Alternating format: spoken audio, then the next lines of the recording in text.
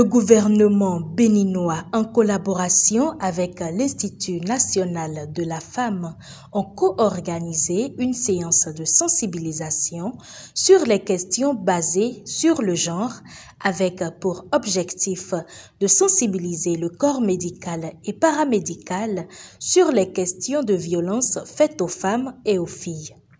La présidente de l'Institut national de la femme est revenue sur les grandes lignes de cette rencontre.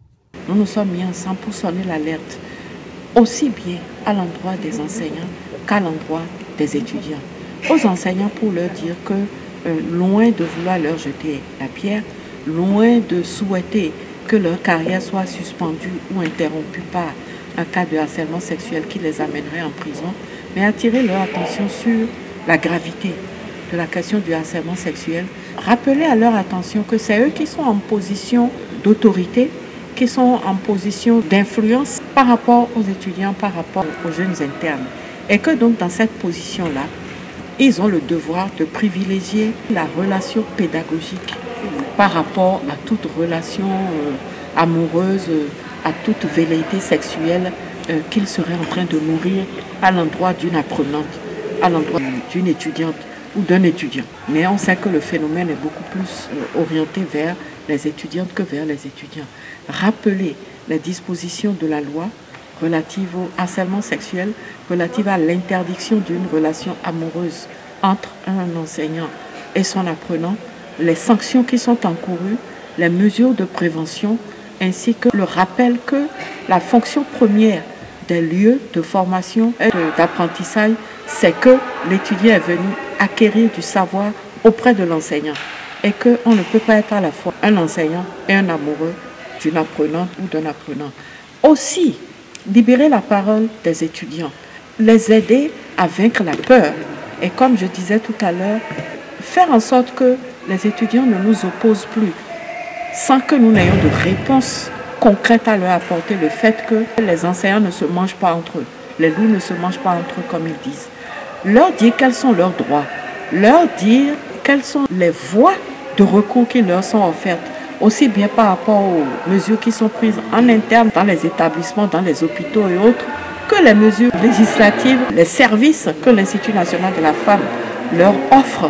Et le fait aussi que lorsque la peur dépasse vraiment l'étudiant, lui rappeler qu'il peut bénéficier de l'anonymat, qu'on n'a pas besoin de savoir que c'est lui qui se plaint et que jusqu'à la fin de la procédure, jusqu'au prononcé de la décision de justice, son nom ne sortira pas s'il ne le souhaite pas. Dans le milieu où on apprend, où on est formé, la relation pédagogique prévaut sur toute autre relation et pour faire prévaloir cette relation, la présidente de l'Institut national de la femme a rappelé les lois pénales renforcées à cet effet.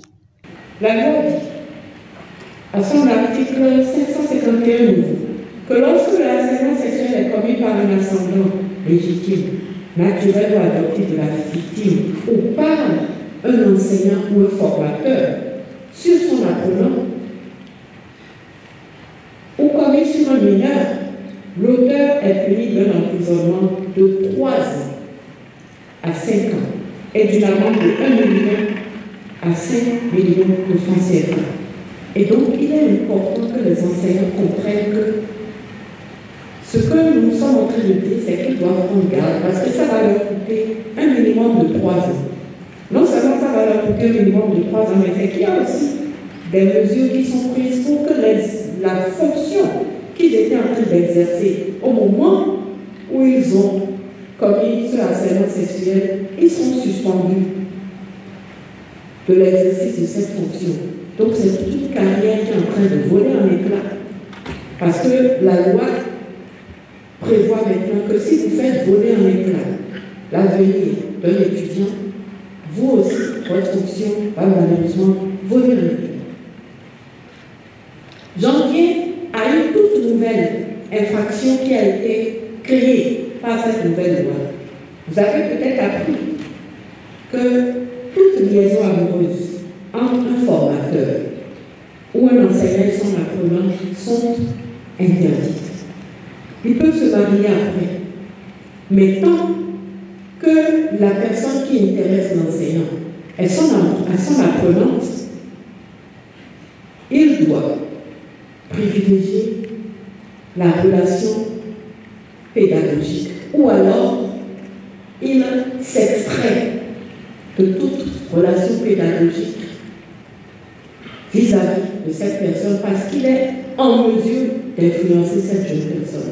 Il ne peut pas être son amoureux et être son professeur. Il ne faut pas embrouiller la tête des étudiants. Même si l'enseignant et l'apprenant sont majeurs, consentants, à partir du moment où c'est son enseignant, ce n'est pas possible. Et voici ce que dit la loi.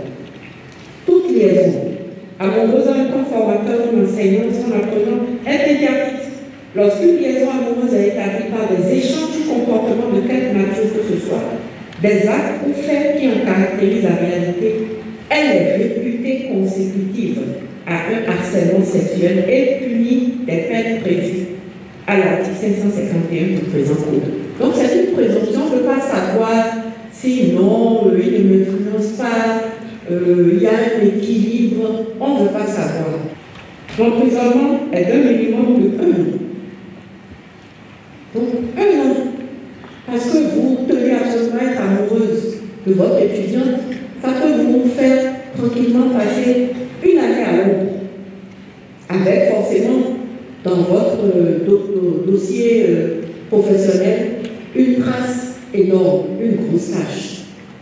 Ce qui est dit aussi, c'est que ceux qui savent et qui ne disent rien sont aussi coupables que ceux qui font cela. C'est valable pour le harcèlement sexuel, c'est valable pour la relation amoureuse.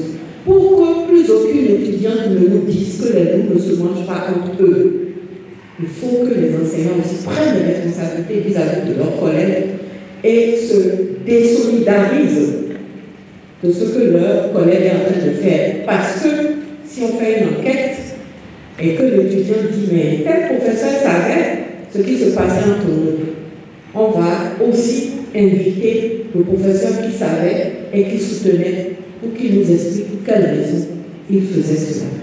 Il en est de même en cas de viol. Et les peines de viol sont encore plus graves. Je ne vais pas définir le viol, nous savons tous ce que c'est. Mais ce que je voudrais dire, rappeler, c'est que le viol est toujours un crime. Il n'y a pas de viol qui ne soit pas criminel. Donc la peine minimale, c'est 5 ans. S'il y a viol, avant qu'on ne discute de quoi que ce soit, de l'âge et de tout, c'est sûr que la personne qui a commis ce viol va passer 5 ans à Londres. Maintenant, si il y a un lien de subordination professionnelle, ou si la personne violée est en situation de doublement d'emploi, de service public, ou est l'apprenant et que c'est l'enseignant qui viole, le viol est puni de la réclusion criminelle de 10 à 20 ans. 10 à 20 ans, c'est ce que risque un professeur, aussi émérite soit-il, s'il n'a pas su malheureusement réfréner ses acteurs. Plus une amende de 1 million à 5 millions de francs CFA. Donc, nous parlons vraiment de quelque chose de sérieux. Et aujourd'hui, le délai de saisie des juridictions, ce délai a augmenté. Ça veut dire que si ça vous est arrivé il y a quelques années, que vous n'avez pas pu le dire, que vous constatez que peut-être vous découvrez que le même enseignant est en train de faire la même chose, si ça vous a laissé des séquelles indélébiles qui continuent de vous affecter, si c'était il y a 6 ans, jusqu'à il y a 6 ans, vous pouvez déposer plainte. Vous pouvez revenir et dire, je n'avais pas le courage d'en parler. Mais avec tel prof qui continue de sévir sur le terrain, il s'est passé telle chose. Vous pouvez le faire. Si vous le faites, et si les faits sont établis, ce professeur sera pris pour ce qu'il a fait il y a 6 ans. Mais, car il y a un mais, je voudrais dire à l'attention des étudiantes, je voudrais vous dire que quand il y a harcèlement sexuel, il faut s'assurer, il faut que vous puissiez établir qu'il y a harcèlement sexuel. Parce que nous ne sommes pas là non plus pour faire voler en éclat la vie de vos enseignants. Il faut donc se souvenir qu'il y a des éléments constitutifs et que c'est sur la base de ces éléments constitutifs que nous agissons. Ça veut dire quoi? Que vous devez parler. Il faut rappeler que cette séance de sensibilisation a eu lieu le jeudi 11 avril 2024 au Palais des Congrès de Cotonou.